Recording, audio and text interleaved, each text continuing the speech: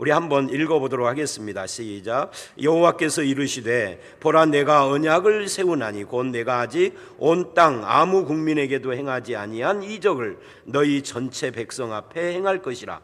내가 머무는 나라 백성이 다 여호와의 행하심을 보리니 내가 너를 위하여 행할 일이 두려운 것임이니라. 여러분, 곧 다음에다가 이 곧이 뭐냐? 내가 언약을 세우는데 이것이 뭐냐 하면은 내가 아직 온 땅 국민에게 행하지 아니한 이적. 여기까지 쭉 밑줄을 하십시오. 내가 아직 행하지 아니한 이적. 그리고 10절 맨 끝에 그게 두려운 것이다. 거기다도 밑줄을 하십시오. 두려운 것이라. 이제 이걸 설명을 하겠습니다. 여러분, 지금 하나님께서 하시는 말씀의 의미가 뭐라고 생각하십니까? 이것은 단순히 이적을 행하겠다는 것이 아니에요. 이적이라는 말이 보라 내가 언약을 세우나니 하고 연결이 되어 나오는 것을 주목을 해야 할 필요가 있습니다. 그러면 이 이적은 어떤 이적이죠? 아직 한 번도 행하지 아니한 이적입니다.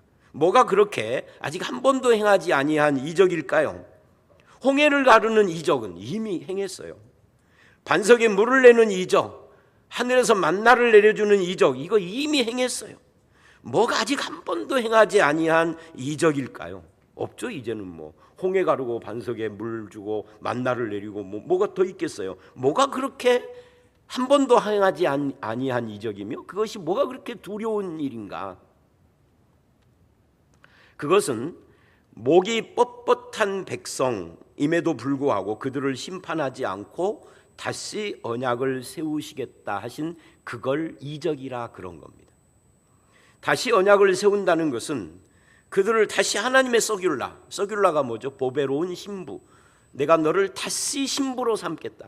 집 나간 아내인데, 바람핀 아내인데, 남의 자식 낳은 아내인데 다시 아내 삼겠다. 그러니까 이게 여태까지 없었던 이적인 거예요. 홍해를 가르는 이적이 큰가요? 바람난 아내를 다시 받아주는 이적이 큰가요? 아내 입장에서는 두 번째죠. 반석에 물 내는 이적이 더 큰가요? 그렇지 않죠. 그들이 하나님을 배반을 했는데 하나님은 한 번도 그들을 떠난 적이 없음을 이렇게 보여주는 겁니다. 그래서 다시 언약을 세운다는 것은 어쩌면 일종의 퍼포먼스 같은 거예요. 사실은 하나님의 마음은 저들이 하나님을 배반했어도 한 번도 이스라엘을 내 백성이 아니라고 말해본 적이 없어. 생각해 본 적이 없어. 모세가 중간에 끼어들어서 중보자 역할을 했지만 사실은 그 모세를 중보자로 세운 분이 누구요? 하나님이요. 모세가 그렇게 중보자로서 반응하기를 기다린 분이 누구요? 하나님이요. 그러니까 하나님은 마음이 안 변했다. 이거를 다시 언약 세우는 걸로 일종의 퍼포먼스 하는 거예요. 실제 언약은 19장부터 24장이 이미 완성된 거죠. 그래서 8절을 보면 급히 땅에 엎드려 경배하며 그래요. 급히에다가 동그라미를 하십시오. 이게 뭐냐면 모세가 말이죠. 6절로 7절에 여호와라 여호와라 자비롭고 은혜롭고 노하기를 더디하고 인자를 천대까지 베푸는 여호와라 라는 선포의 말씀을 듣고 급히 엎드렸다. 말하자면 하나님의 이 선포에 감동받은 모세가 그냥 반사적인 반응을 탁 했다는 거죠. 뭐 3초 동안 생각해보고 이런 것이 아니고 그냥 반사적으로 급히 너무 충격이기도 하고 놀랍기도 하고 그죠? 그러니까 반사적인 반응을 보였다는 거예요. 그러면서 9절에 이는 그래요. 이는 이렇게 하시는 이유가 뭐냐는 거죠. 목이 뻣뻣한 백성이기 때문이다. 이게 참 재밌는 말입니다. 이게 재미있다기보다도 기독교 전체 또는 성경 전체의 핵심 표현이라고도 할 수가 있습니다. 우리는 목이 뻣뻣한 백성이라는 말에 주목을 해야 해요. 목이 뻣뻣한 백성은 진멸해야 합니다. 그럼에도 불구하고 용서하고 나의 백성이라고 불러주시기 때문에. 그래서 이 그럼에도 불구하고 이게 성경 전체에 나타난 하나님의 속성, 가장 중요한 속성 중에 하나인 거죠.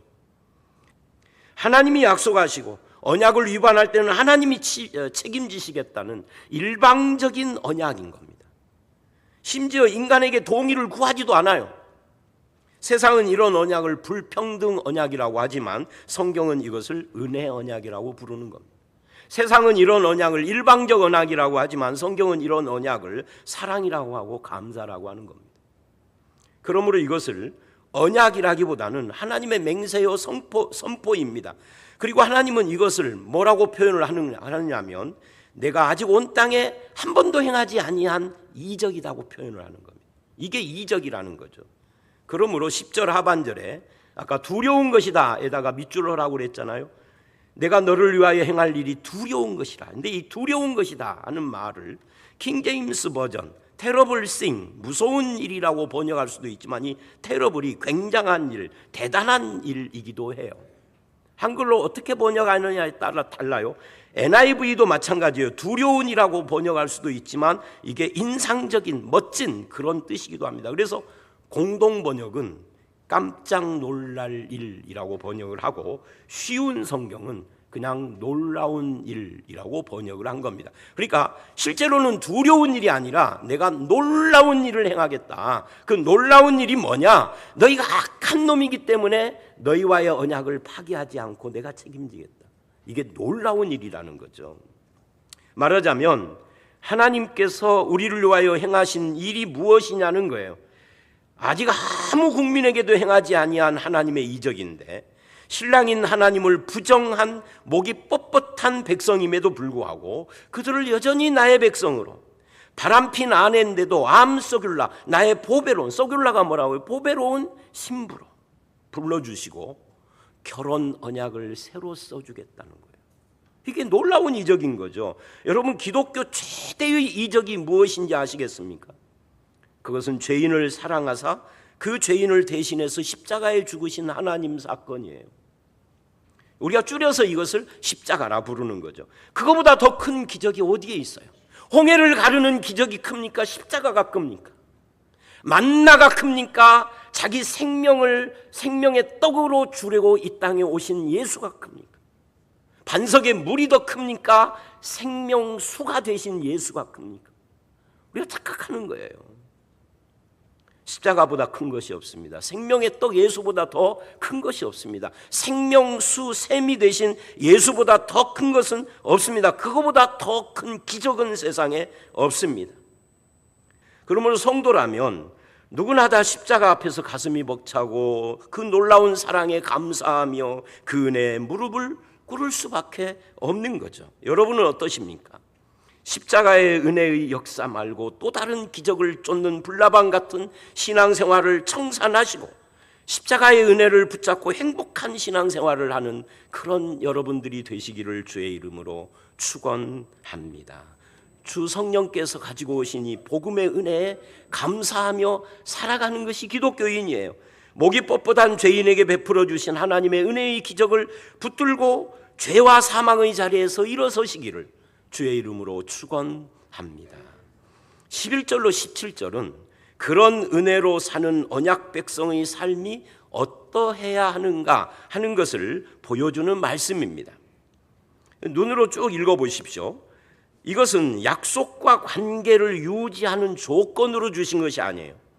우리가 이렇게 해야 관계가 지속된다라는 이야기가 아니라 하나님과의 관계가 변할 수 없는 것이기 때문에 요구되는 것이죠.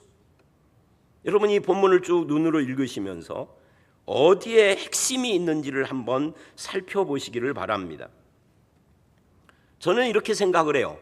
11절서부터 13절을 보면 내가 쫓아내리니 너는 삼가라 그래요. 삼가라.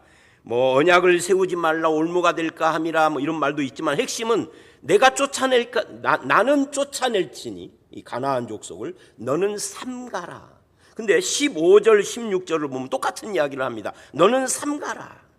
그러니까 삼가라는 말을 전체를 이야기하면서 딱 가운데 14절에 삼가해야 할 이유를 말하는 구조를 가지고 있는 거예요.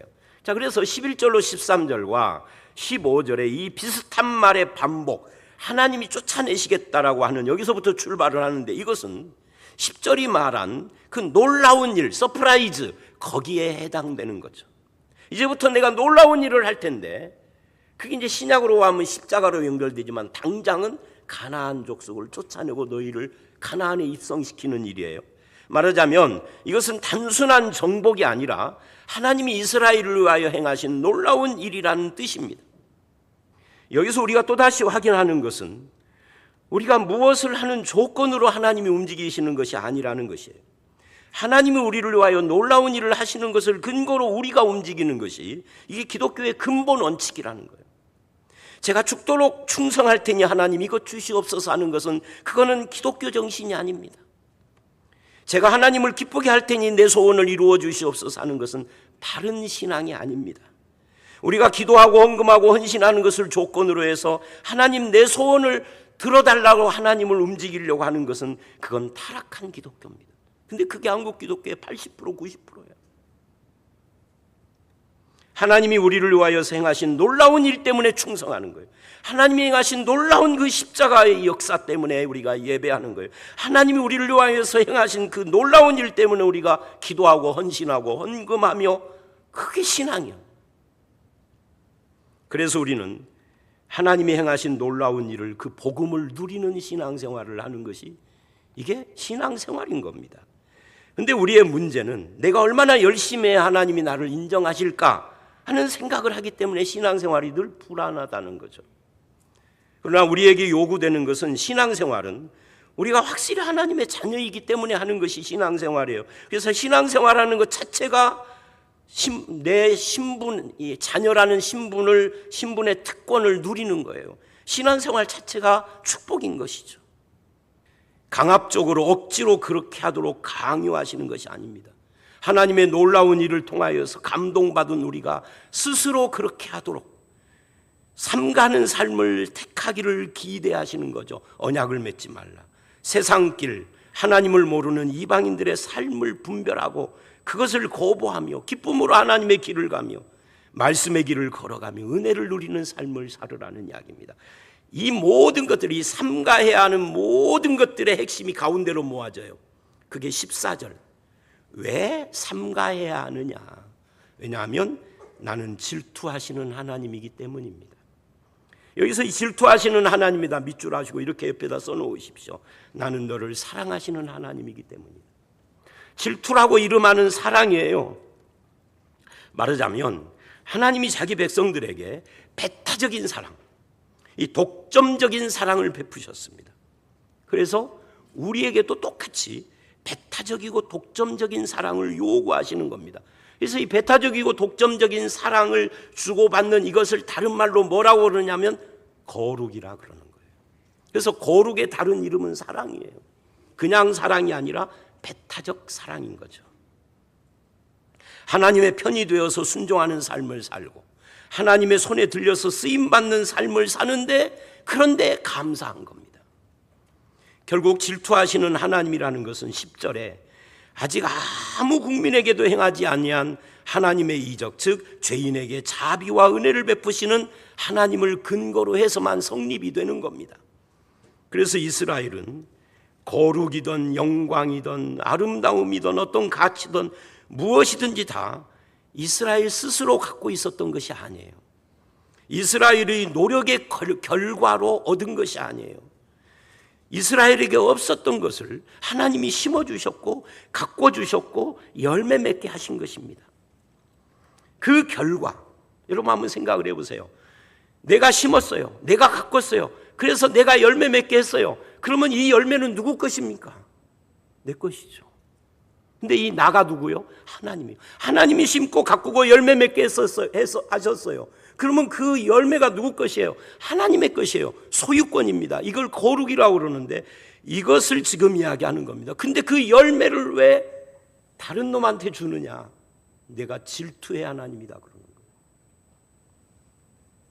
하나님께서 우리에게 그 소유권과 독점권을 주장하실 아무 일도 하지 않고 막무가내로 주장하는 게 아닙니다. 하나님 없이는 우리에게 생명도 없고 구원도 없고 거룩도 영광도 없다는 것이죠. 그 모든 것이 하나님께로부터 왔고 누구도 만들지 못해요. 다른 신들은 이걸 할 수가 없습니다. 어떤 신이 우리를 구원하고 생명을 주고 거룩하게 하고 영광스럽게 합니까? 그러므로 다른 신에게 가서 절하면 안 되는 거죠. 질투하는 하나님, 사랑하시는 하나님입니까? 이렇게 되는 겁니다. 우리는 하나님을 사랑하는 사람들이 되어야 합니다. 그게 거룩입니다. 그분의 말씀의 은혜를 사모하는 사람들이 되어야 합니다. 그게 거룩한 삶입니다. 그런데 인간은 쉽게 자주 이걸 잊어버려요. 잊어버리기 때문에 하나님께서 우리에게 주신 것이 뭐냐면 18절로 28절 절기, 즉 예배입니다. 그래서 예배란 뭐냐 할 때 바로 이걸 기억하는 행위인 겁니다. 지금까지 이야기한, 보세요. 거기에 몇 가지가, 네 가지가 나와요. 무교절, 이건 이제 유월절하고 연결된 거예요. 어린 양 예수 그리스도의 대속의 십자가를, 그 은혜를 이야기하는 겁니다. 초태생을 구별하는 것은 대속의 결과로 너는 내 것이다 하는 것이고요. 77절, 이것은 맥추절인데 오순절 성령 강림과 연관이 돼요. 그리고 수장절은 오늘날의 추수감사 같은 건데 영원한 천국에서의 이 추수를 상징하는 것입니다. 이렇게 해석을 하는 것이 복음으로 푼 거예요. 타당성이 있고 의미가 있어요. 그런데 이거를 오늘 본문 안에만 한정 짓고 문맥으로만 본다면 이 절기라는 것, 즉 예배라는 것은 우리가 구별된 하나님의 백성으로 사는 그런 존재라는 것을, 즉 그 삶을 입증하는 겁니다. 측정하는 것이기도 해요. 우리는 주일날 예배하러 와서 무엇을 확인해야 하는 겁니까? 하나님의 사랑과 은혜를 확인하는 겁니다. 하나님이 얼마나 나를 사랑하시는지, 얼마나 나에게 큰 은혜를 베풀고 있는지, 지금도 그 은혜가 끊이지 않고 베풀어지고 있는지, 이것을 주일날 예배하러 와서 확인을 해야 하는 거예요. 이게 예배의 의미예요. 그런데 예배하러 와서 교회에서의 내 입지를 확인해요. 나의 파워를 확인해요. 사람들이 얼마나 나를 인정해 주는가, 요거를 확인하려고 그래요. 예배자가 아니에요. 자, 보세요. 18절 읽어봅니다. 시작. 너는 무교절을 지키되 내가 내게 명령한 대로 아비벌 그 절기를 이래 동안 무교병을 먹으라. 이는 내가 아비벌의 애굽에서 나왔음이라. 이게 무교절하고 관계돼요. 말하자면 유월절을 통해서 애굽에서 종로로 닫은 데서 구원받은 것을 기념하는. 그래서 예배하러 와서 뭐를 확인을 하라 그러면 구원을 확인을 하는 거예요. 하나님이 너를 구원하였으면, 나를 애굽에서 나오게 한, 즉 건짐받게 한 은혜가 없었다면 지킬 이유가 없는 절기요. 그 다음에 19절로 20절 읽어봅니다. 시작. 모든 첫 태생은 다 내 것이며 내 가축의 모든 처음 난 수컷인 소와 양도 다 그러하며 나귀의 첫 새끼는 어린 양으로 대속할 것이요. 그렇게 하지 아니하려면 그 목을 꺾을 것이며 내 아들 중 장자는 다 대속할지며 빈손으로 내 얼굴을 보지 말지니라. 이건 뭐예요?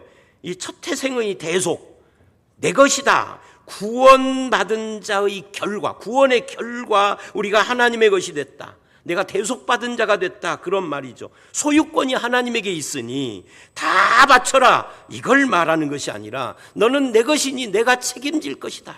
이걸 지금 말하는 겁니다. 빈손으로 얼굴을 보지 말라. 이 말 굉장히 많이 써먹죠. 교회 올 때 빈손으로 오지 말라. 뭐 가지고 와라? 헌금 가지고 와라 할 때 이 말 많이 써먹는데 그런 이야기가 아니고, 하나님 앞에 나올 때 네가 빈손으로 오지 않도록 채워줄 것이다, 그 말이에요.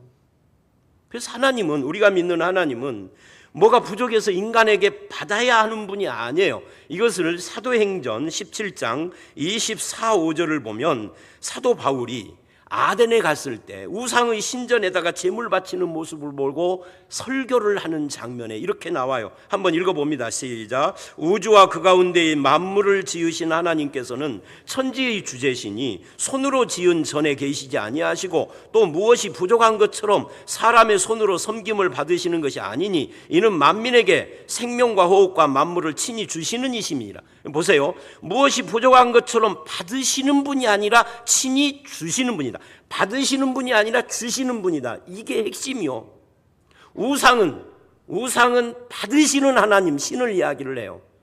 성경은 주시는 하나님을 이야기를 하는 겁니다. 그게 지금 첫 태생의 대속이야입니다. 너는 내 것이니 내가 책임질 것이다.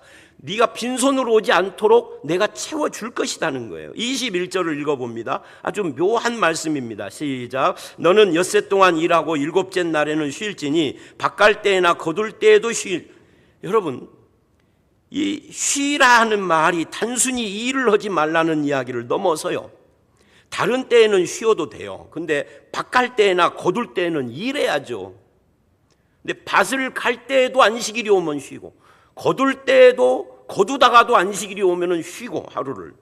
그러면 그의 농사 망칠 수도 있는데, 살 수가 없을 텐데, 그런데 그 다음 22절로 24절을 보면 쉬라 한 다음에 절기 이야기를 하는데, 그게 칠칠절과 수장절이에요. 칠칠절과 수장들은 둘 다 추수하고 관계가 돼요. 읽어봅니다. 시작. 칠칠절 곧 맥추의 초실절을 지키고 새 말에는 수장절을 지키라. 너희의 모든 남자는 매년 3번씩 주 여호와 이스라엘의 하나님 앞에 보일지니라. 내가 이방 나라들을 내 앞에서 쫓아내고 내 지경을 넓히리니 내가 매년 3번씩 여호와 내 하나님을 뵈려고 올 때 아무도 내 땅을 탐내지 못하리라. 여러분 보세요. 거기에 칠칠절 수장절도 밑줄이지만 새 말에라는 말도 밑줄을 하십시오. 가장 중요한 것은요, 24절 맨 끝에 아무도 내 땅을 탐내지 못하리라 해요. 칠칠절은 무교절 이후에 77에 49 더하기 하루 해서 오순절 50일째를 말하는 겁니다. 이것은 1년 중에 첫 번째 추수예요. 우리나라는 추수를 가을에 한 번 하잖아요. 근데 이스라엘은 추수를 2번 하는 겁니다. 늦봄, 초여름 이때쯤 하고요. 그리고 늦가을에 또 하는 겁니다. 그래서 성경에 보면 이른 비도 있고 늦은 비도 있잖아요. 이스라엘은 우리하고 절기가 달라. 그러니까 첫 번째 추수의 절기입니다. 이게 신약에는 오순절이에요. 그리고 수장절은 가을, 새말, 새말이면 연말이라는 말이죠. 우리로 말하면 11월 말, 12월 이때쯤. 그때 가을 추수를 하는데 이것은 광야의 장막 생활을 하던 걸 기억하는 절기예요. 말하자면 봄, 가을의 때를 따라 소산물을 주겠다는 거예요. 이것이 그리스도 안에서 온전한 구원을 이루었기 때문에 이제는 신약에서는 이 절기가 폐지가 됐습니다. 그게 골로새서 2장 16, 17절이에요. 그러나 절기 자체는 폐지됐어도 그 원리와 정신은 살아 있습니다. 그래서 밭 갈 때에도 안식이 오면은 쉬고 일할 때에도 안식이 오면 쉬라고 하면서 아무도 내 땅을 탐내지 못하리라. 이게 무슨 말이냐면 이런 겁니다. 역사를 보면 이스라엘의 적군들이 있잖아요. 적국들 주변에 있는 이 적국들은 이스라엘이 언제는 아무것도 안 한다는 걸 알까요? 안식일.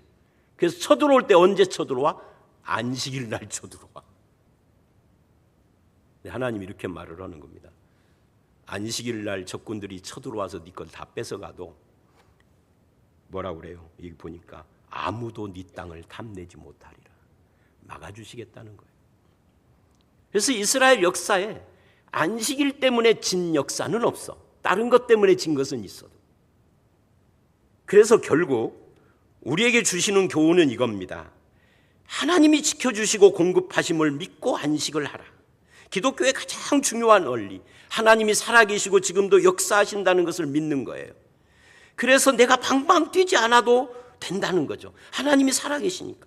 내가 했다고 교만을 부리지 않아도 된다는 거죠. 누군가하고 갈등하고 다투고 할 필요가 없다는 거죠. 왜? 하나님이 살아계시니까. 하나님이 역사하시니까. 내 힘으로 하는 것이 아니니까. 하나님이 일하시고 하나님의 은혜가 나를 붙들고 계시기 때문에 나는 그 하나님의 은혜와 열심을 기억하고 믿고 의지하고 붙드는 삶을 살면 된다는 거죠. 하나님의 신부로서. 결국 우리는 이 절기, 즉 하나님을 예배하는 삶을 통해서 구별된 언약 백성으로서의 삶을 사는 겁니다. 사랑하는 성도 여러분, 하나님은 지금도 목이 뻣뻣한 우리를 불러 구원하시며 우리 삶에 놀라운 일을 행하고 계십니다. 죄인인 내가 예수의 신부된 은혜로 만족하시며 그 놀라운 일, 복음을 누리는 성도들이 되시기를 주의 이름으로 축원합니다. 그것이 예배로 나타나게 하십시오. 질투하기까지 나를 사랑하시고 내 삶을 인도하시는 하나님을 신뢰하고 의지하는 것으로 나타나게 하십시오. 세상의 정신과 언약하지 말고 하나님의 언약의 완성인 예수 안에서 그분의 행하심을 날마다 경험하고 누리는 삶을 살아가는 저와 여러분들이 다 되시기를 주의 이름으로 축원합니다.